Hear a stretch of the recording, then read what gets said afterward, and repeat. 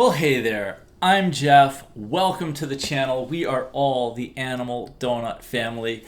And I just want to welcome all of you guys back. And if you're new here, it's great to have you here.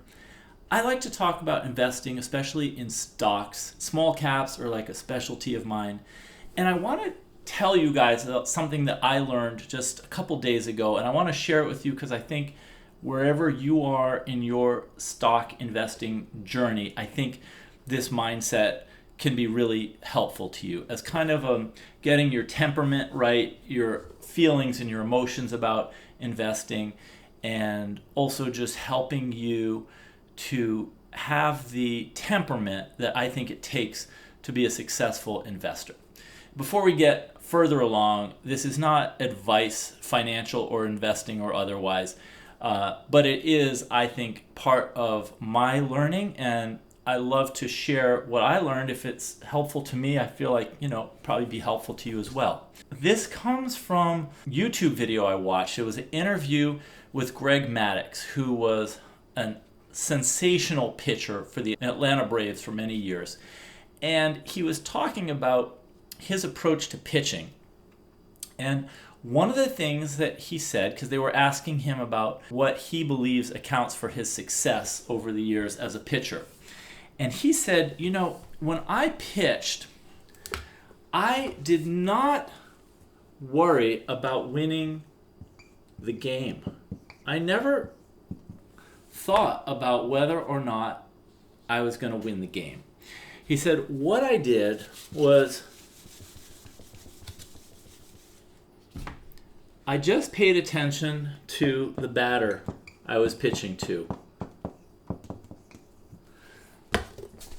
One batter at a time. And what I like about that is he was in the moment. He was doing what he could to throw good pitches to this batter to strike them out. But the result of his pitching was, he said, the furthest thing from his mind. He said, I'd never be able to pitch that way, trying to win, hoping that I was going to win the game. And this seemed like a simple thing, right? I just focus on the batter I'm pitching to right now. But if you think about it, it's a statement of being very present and mindful of what you're doing right now, but not concerned about the result. And the other thing he said is when he thought about a game and he thought about pitching a game, and he said, you know what? I didn't worry too much about any one guy in the lineup. I didn't worry about one player I was going to have to face. I tended to look at the whole lineup. I'm pitching to 9 guys throughout the night. And then, you may have pinch hitters or people added to the rotation. But, basically you're going to have about 9 batters. And he just focused on handling and preparing for that. And what I like about that is it's a lot like portfolio design or construction, which is you don't have to pick a winning stock. But overall, the whole game, the whole lineup that you face, you need to do better than them. You have to bring better stuff than those batters you're facing. And you don't have to beat them by a lot, but you have to, on average, strike out more guys than hit off of you. You have to be able to throw strikes, throw curves, throw your pitches and put them in the locations you need on average, or you're going to be a losing pitcher. And so I like that view, and I think that for you watching this, it takes the pressure off, because it basically says, hey, you don't have to win with every stock. I personally, I'm working on a portfolio this year, which I call the II portfolio, and I'm going to talk more about what that stands for in an upcoming video.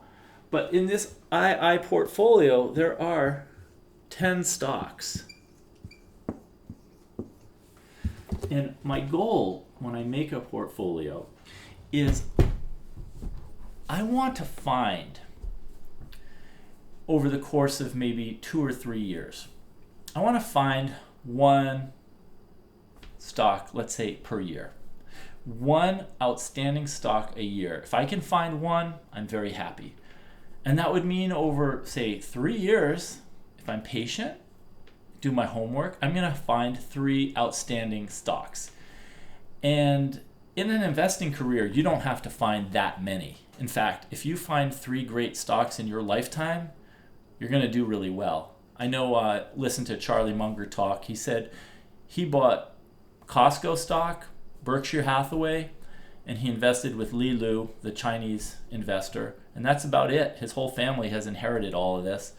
And all you need is 3 great investments. So what I try to do is think of my investing, let's just say, in a 3-year period. So if I can perform well over the next 3 years in my stock picking overall, I'll be very happy. What's nice about that is, as you guys know, I'm investing in stock number 1, stock number 2, 3, 4, 5, 6, 7, 8, 9, 10 this year. And this is this II portfolio. Every month I invest equal amounts in all 10 of these stocks. Now, if I knew which one was going to be the all-star in 2 or 3 years, obviously I wouldn't invest in 10. I just put all my money in the winner. But you don't know. You don't know when you're going into a baseball game, who's going to homer off of you, who's going to strike out, who you're going to walk. So you just face the whole thing, but you hope to do on average better than your opponents. And so I think that view is helpful. And I think it would be helpful to you if you're a stock trader or an investor, because it takes the pressure off of any one of your trades having to work out, or any one of your portfolio holdings having to carry the weight of everything. And it means also you don't have to be perfect. Some of these are going to work out for you, but you're going to make mistakes. And in fact, I kind of welcome the mistakes, because I can pull those forward and say, what did I do? And let's not do that more into the future. So I want to find my mistakes early on and figure out what I screwed up on, and then not do that. I think it's worse to make mistakes and not see them, or make mistakes and not face the fact that you didn't do your homework, you didn't learn enough about the business, you paid attention to somebody else's research or someone else's YouTube video, and they liked the company, so you bought it. So anyway, I just wanted to share that with you. I think paying attention to the whole lineup instead of any individual batter. And also in this interview with Maddux, the interviewer said, who was the toughest batter you faced? He said, Barry Bonds, without hesitation. He was the best hitter he's ever faced. He said, but even with Barry Bonds, it wasn't a big deal, because if he was really hitting well, you could always walk him. So I like that kind of approach. He was never scared by the best hitter in baseball. He just knew if things got tough, there was a solution. Again, viewing the lineup in its entirety. I've got 9 guys I'm going to pitch to tonight. How can I beat this team? What are the weaknesses? Who can I strike out? Who can I get to ground out? Who can I get to pop out?